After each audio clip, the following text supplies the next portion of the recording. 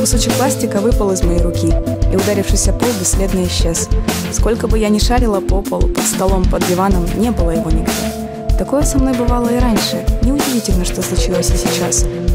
Осень меня странно как-то любит. Играет, как кошка с мышкой, обостряя мои ощущения, концентрируя в своем потоке, то одаривая счастьем, то подставляя подлые подножки. А эти миражи, что во мне баламутит вид золотящихся деревьев, запахи университета, суета, ворчание, клевание носом под преподавательское бу-бу-бу. Саундтрек у университета только Брайан Ино.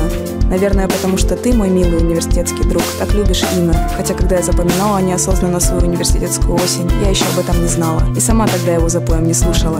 И ты не мог мне об этом сказать.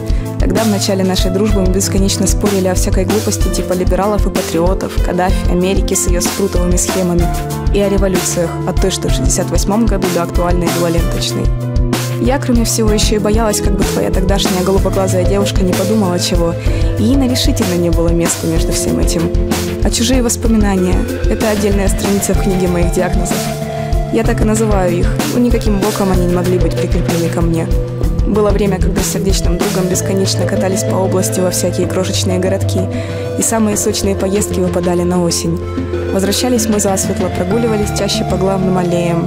Так откуда я, городской ребенок, не одаренный бабушкой в деревне, я, домашний книжный червь, помню, как горят оранжевым теплом окна в резных рамах по ночам? Откуда мне знакомы полуночные переговоры собак, петляние по продуваемым улочкам к чаю, абсолютная тишина и звездное небо осени, которое пахнет горечью отошедшей листвы? Кто мне одолжил на полюбоваться, как колышется само по себе осеннее поле, серо-рыжее, как степной волк? Кто забыл забрать эти колышущиеся ветви под окном? Северный ветер, стучащийся ко мне под того же немилосердного Брайана Ино.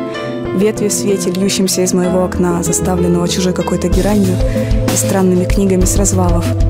Лучше не вникать. Лучше не пытаться умом понять, как соединились в один танец университет, степь, друг, волк, Ино, небо, собаки, виноград, дрожь от холода и предвкушения и ощущения детства. Вдруг этот кто-то придет за своим, ведь это он вырос в деревне, видел те времена, растапливал печь, убирал траву и протянет мне руку, на которой будет лежать кусочек пластика.